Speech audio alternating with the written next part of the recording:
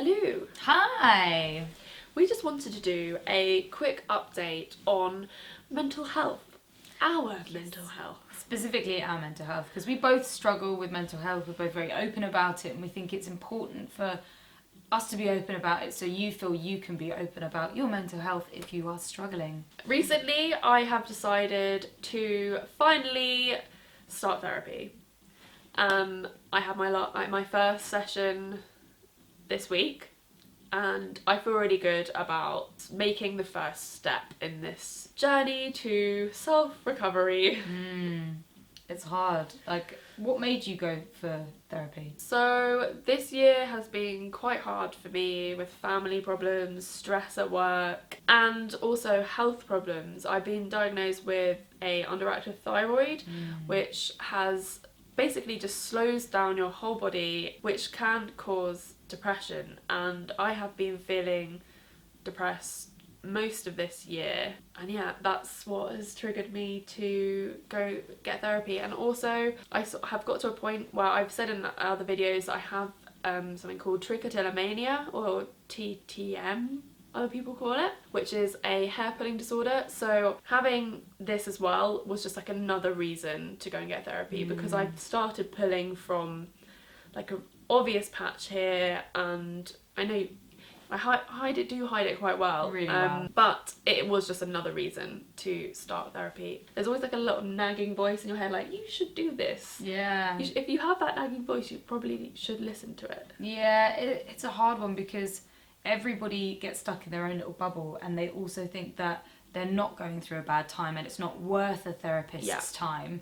But yeah, that's definitely what I was thinking. yeah, it's not for you to say that you don't have depression. You're not a specialist. No one is a specialist. Like, that's why you go and see a specialist to figure out what the fuck is going on. Yeah, and it will helps you deal with what is going on and to understand it as well. Yeah, understanding's so important, because half the time we don't even understand why we feel the way we do. What is normal is having good days, being able to smile and wake up properly in the morning. Being tired's okay, but when you're exhausted, when you're on the edge of tears all the time, when you feel like nothing gives you joy, nothing makes you smile, all those smiles are forced, that's when you need to go and speak to somebody, because that is depression.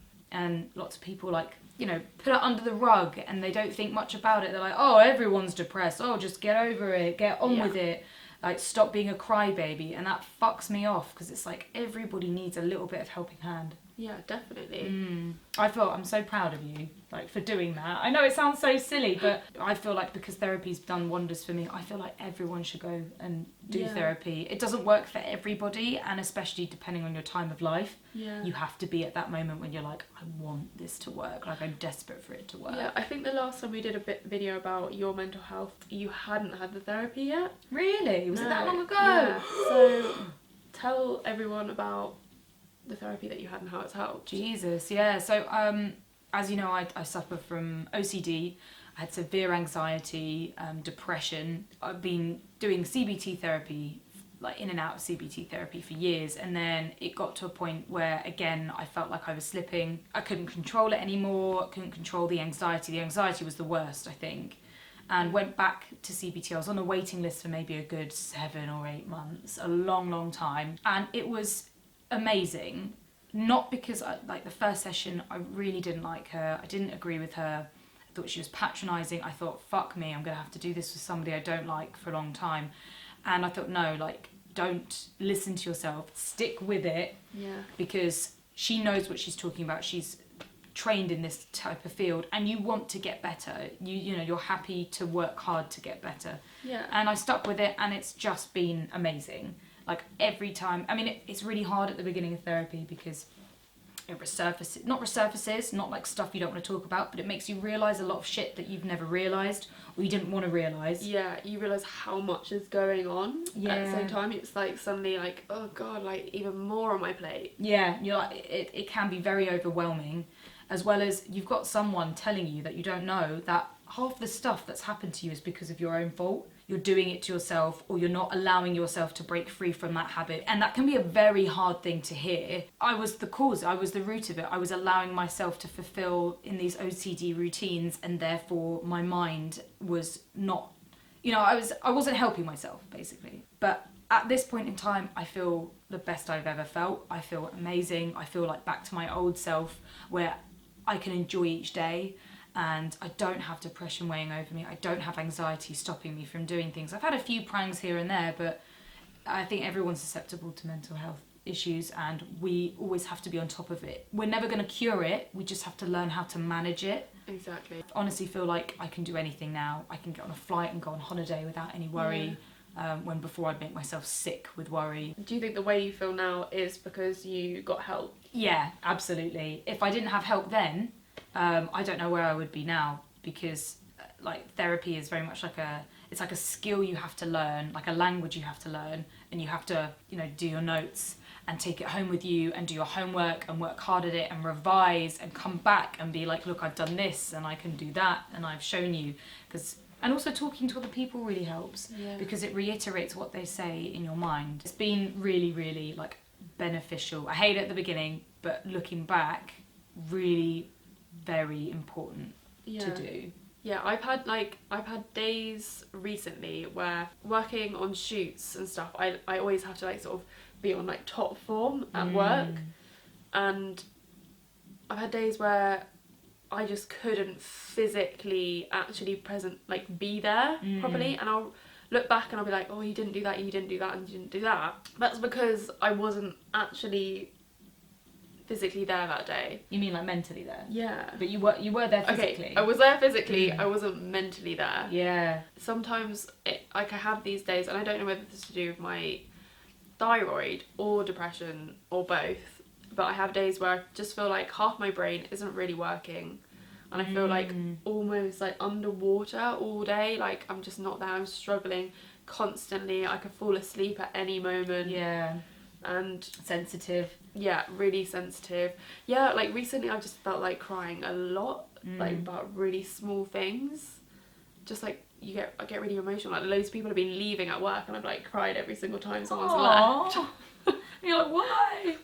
Why am I all alone? And you take things to heart as well. Yeah, taking things to heart. Like when someone says something negative about what you do at work, it's like, oh, okay. Yeah, like, this is a personal attack on my being, and it's not. They're just saying like, no, you need to do it this way. It's not. It's not personal. It's just work. I'm just telling you how to do it better, or how you should be doing it. Yeah. But what you're describing, my therapist said it was like about a depression haze, where because you don't feel happy, you don't feel sad, and of course you can feel happy and sad, but it's like it's limited. But you get a depression haze where everything feels the same, and you can have a week where you feel okay one day and you feel like shit another day, but then you've had like good moments during that week, and at the end of the week, because of the depression haze, you look back at that week and you're like, the whole week's shit, and you completely forget that you've had good moments. Yeah. It's probably like during the day you just feel like shit, like covered up in bubble wrap, and you don't want to be there. You just want to like end up crawling away into bed, which doesn't solve the problem. Yeah, it's just so hard to get out of bed in the morning. But stuff like, it shouldn't stop you from doing things like, like drinking alcohol and going out with your friends and spending money. Yeah, I've been trying, I definitely have like still been doing like everything that I would do. It's just a lot harder. Yeah, I can imagine the hangovers are like really bad. Yeah, they already are. With anxiety, I used to get sick all the time, ill, tonsillitis all the time, colds all the time. Oh my god, I've had so many. Oh god, yeah, I've had so many colds this year. And it's almost like your immune system gives up. Yeah, everything gives up.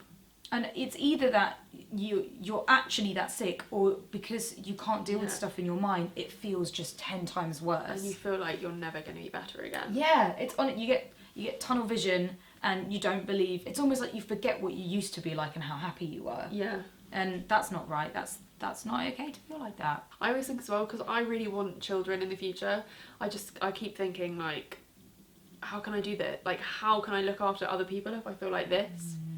Which is like another reason that I want to sort it out. Yeah, it's like motivation. But we were talking about how at the moment in England, especially in the rest of the world as well, like that the economy is so bad. There is so much pressure. Like we don't even have that much pressure as a country. Think about somewhere like Japan where the suicide rate is so high. We are female as well, so we do have our friends to talk to and fall back on. Yeah. Male suicide is such a huge issue as well. The UK is a horrible place to be. Everything's up in the air politics wise.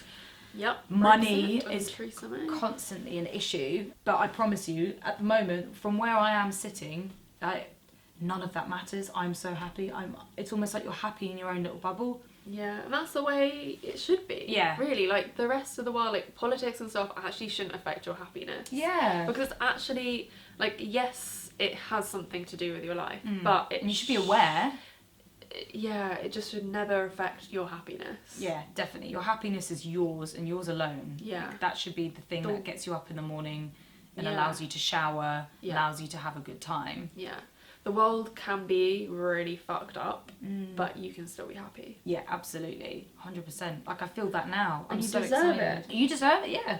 You deserve it. Like, as an individual, we all deserve our happiness, and mental health can really fuck that up. It doesn't matter who you are. You could be old, young, rich, poor, doesn't give a fuck. You could honestly have the best life to everybody or the worst life, and depression can still get you. Yeah. I also just wanted to share some tips that I learnt for dealing with my trichotillomania. Oh, nice. I think they are good tips, and I got them from the Lucinda Ellery, which is a place all over the UK that deals with people with hair loss and TTM. And the tips that they gave me were getting a blunt sewing needle, like, you know, one of those really big ones, and like poking your head with it, like in the areas that you would pull, and it kind of simulates the same feeling as pulling out a hair. Interesting.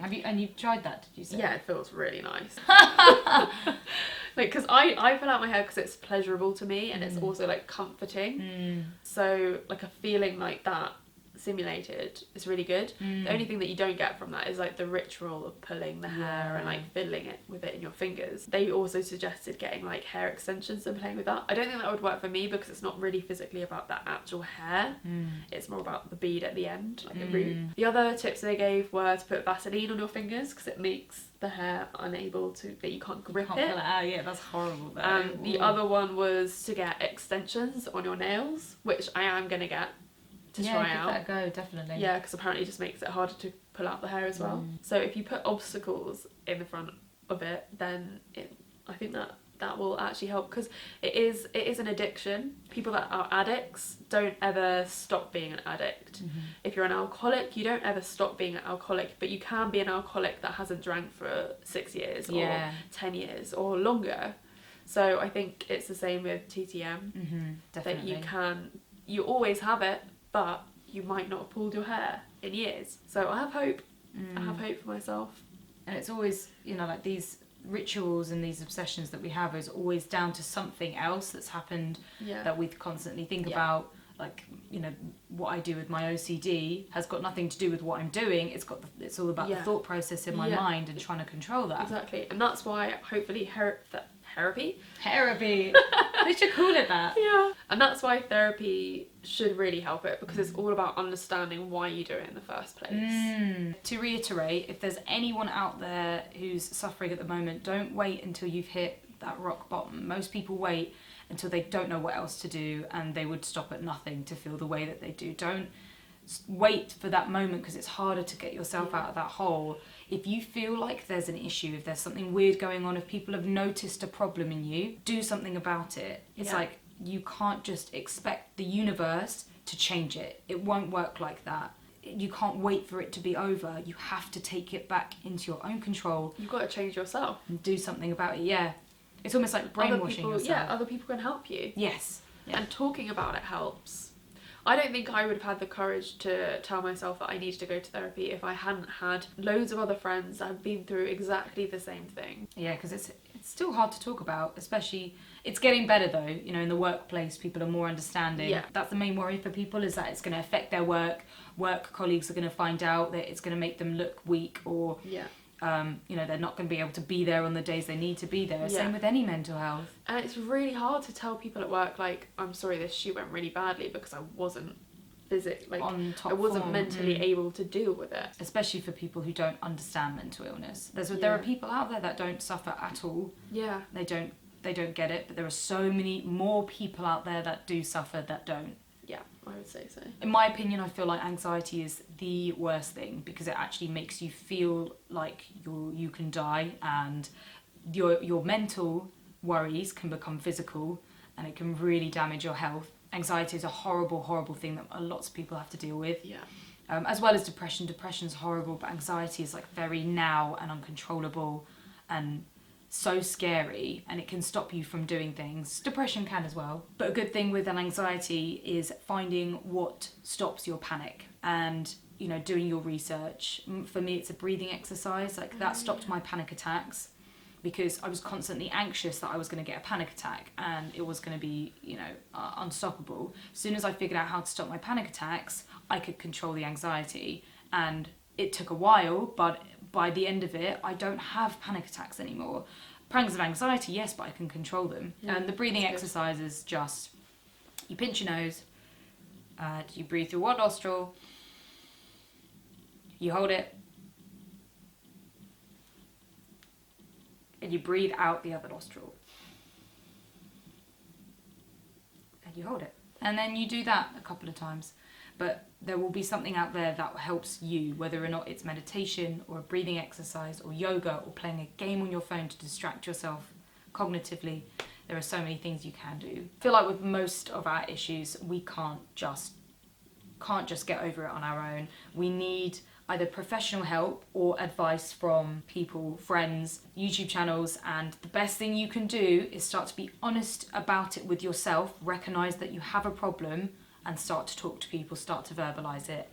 Go see a doctor, see if you can get referred, go pay for it if you have to. Do anything in your power just to get yourself back to being you again. So hard. Everyone has the power inside of themselves to help themselves, even though sometimes it feels like you don't. That's a horrible, lonely and nasty Yeah. place to be. But you can get out of that hole. Definitely. You have to believe that you can. And if there's anyone out there that feels like they are at the end of their limits, the Samaritans is an amazing crisis line that if you feel like you are stuck in a position that you cannot get out of and you need immediate help, or you need to just talk to somebody because you're worried about being alone, speak to them because they can really, really help you and do wonders. Again, in an emergency, always call 999 and speak to your doctor about any worries you might have. We always will be really open about sharing these things with you because we feel like it will help, and it helps us to talk about it as well. Yeah, it really does. Like, we always have a catch up when we meet up and chat about our mental health and how we're doing. It's important. Yeah. But please comment with your own experiences and like what has helped you. Yeah. And also, if you just want a little bit of advice, we can try and reply to your comments. So please do talk to us. Yes. And let us know if you want any more information on these things that we've talked about today. Yes. And we will see you next week. Yeah, see you next week, guys. Much love. Bye. Thank you so much for watching. Woo! I'm glad you enjoyed it and you've made it this far to the end. Please support us on Patreon. We earn no money from YouTube whatsoever. It might be $3 or $4 a month, if that, split between the both of us. So if you have any money at all, and if our channel has been useful for you at all, please pledge some cash to our Patreon. Please support us. Please, even just a few dollars or a few pounds would mean so much to us. So much. We earn no money from our YouTube channel, so it means that we can keep doing this in our free time to give you advice and extra pleasure. More.